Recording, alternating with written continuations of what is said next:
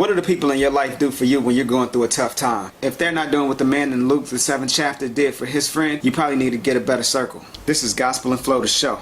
Let's go.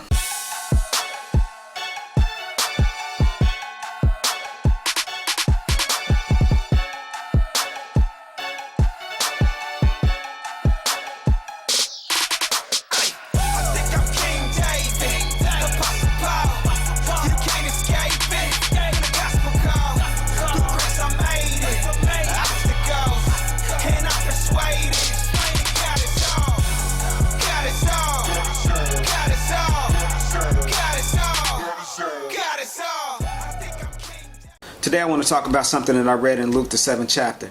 I'm going to read it from the King James Version because that's the version that I read it in, and that's the version that this will make the most sense in. It starts like this. It says, "Now when he," meaning Jesus, "had ended all his sayings in the audience of the people, he entered into Capernaum. And a certain centurion's servant who was dear unto him was sick and ready to die. And when he heard of Jesus, he sent unto him the elders of the Jews, beseeching him that he would come and heal his servant. And when they came to Jesus, they besought him instantly, saying that he was worthy for whom he should do this. He loveth our nation, and he hath built us a synagogue." Then Jesus went with them. And when he was now not far from the house, the centurion sent friends to him, saying unto him, "Lord, trouble not thyself, for I am not worthy that thou shouldest enter under my roof. Wherefore neither thought I myself worthy to come unto thee, but saying a word, and my servant shall be healed. For I also am a man set under authority, having under me soldiers. And I say unto one, Go, and he goeth, and to another, Come, and he cometh, and to my servant, Do this, and he doeth it." When Jesus heard these things, he marveled at him,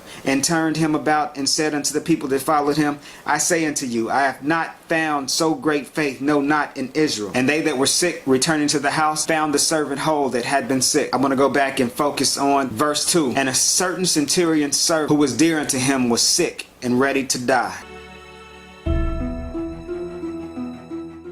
On September 1st, 1994, Christopher Wallace, aka the Notorious Big, released his debut album. Received with critical acclaim and instant classic status, the album almost single-handedly re-established an entire coast's return to rap relevance. Although Biggie's hood tales were familiar, it was his mastery of wordplay, storytelling, and delivery, along with the more mainstream production sound, that made him the undisputed Black Frank White. The cover art of the album featured a pampered and shirtless baby boy with an afro, half smirking as he casually sat against a white background. The picture evokes a sense of optimism and hope, but any calm created by the boy's photo is instantly shattered when one reads the title of the album, Ready to Die. Big stories of drugs, sex, murder, and money were not just an attempt to get a record deal by recklessly rhyming or hustling backwards for publicity.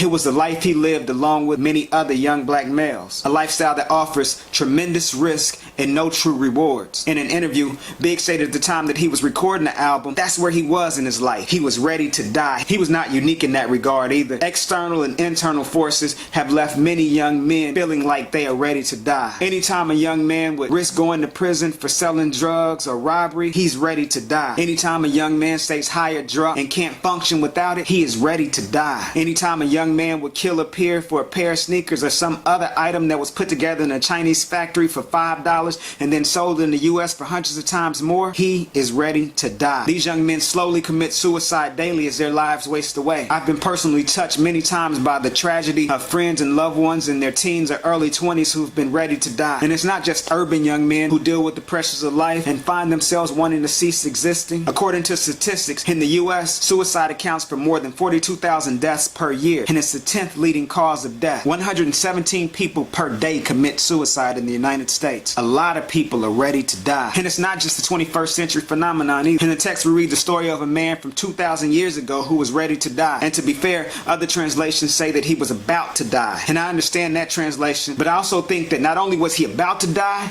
but he was ready to die. Though the Bible doesn't give any indication of what the servant was suffering from or how long he'd suffer, I can only imagine that if he was so sick to the point of of death, he'd likely been sick for some time. If you've ever been sick for a couple days, you know how miserable you can become. So imagine a first century man, sick and almost dead with no painkillers to help ease his pain. So I suggest that while he was about to die, he was also ready to die. He was just ready to get it over with. He was tired of being in the situation and wanted to be eased of his suffering. So his employer, a Roman commander who was friendly with the Jewish community, heard of Jesus, and he sent for him with the hope that his dear servant could be healed. Before Jesus gets to the house though, the man, recognizing Jesus' authority over sickness, sent to Jesus with a message that if he just spoke the word that his servant would recover. Perhaps the man had heard of Jesus' other acts of healing up to that point, or maybe he was familiar with the Old Testament prophetic scripture of Malachi 4:2 that says the Messiah would come with healing in his clothes. Or maybe he had read Isaiah 53 that said by the Messiah's stripes, by the Messiah's wound, we'd be healed. Whatever it was, the centurion had faith that all Yeshua the carpenter from the little town of Nazareth had to do was to speak the word and his servant would be healed. This defies all logic. A wealthy and powerful Roman soldier believes that a poor Jewish carpenter from the small town of Nazareth could do the impossible and heal his servant. But see, that's what faith is.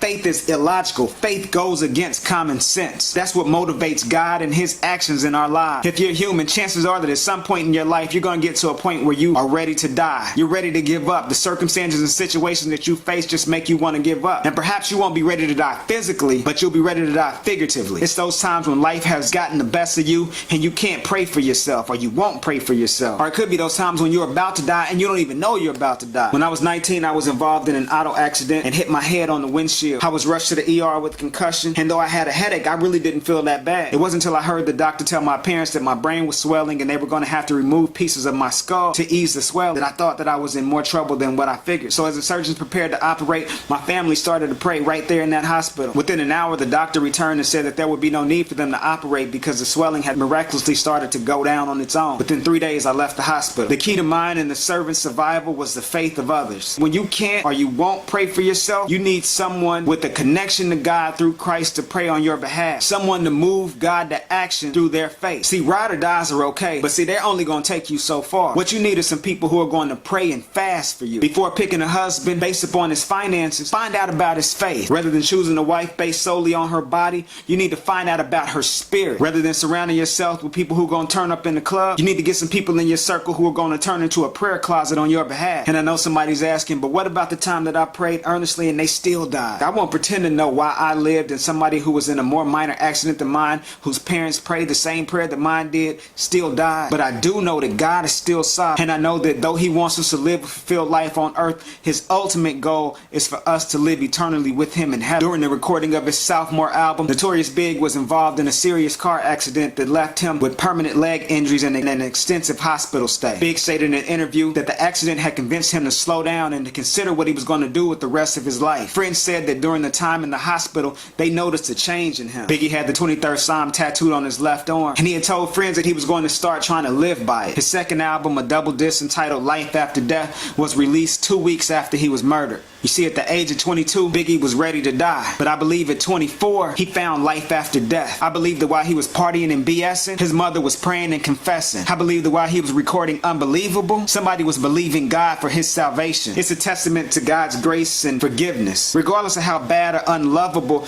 you may think you are, God is still there, ready to forgive and to accept you as his child. Faith and prayer changes things. It may not be the outcome we want or we expect, but if we believe in God, he says all things work together for our good. Every single thing. And it may not feel good for us at the moment, but it will ultimately work out for our good. You may be that servant, ready to die and unable to pray for yourself. Ask somebody to pray for you. Or you may be the centurion, needing to pray for someone.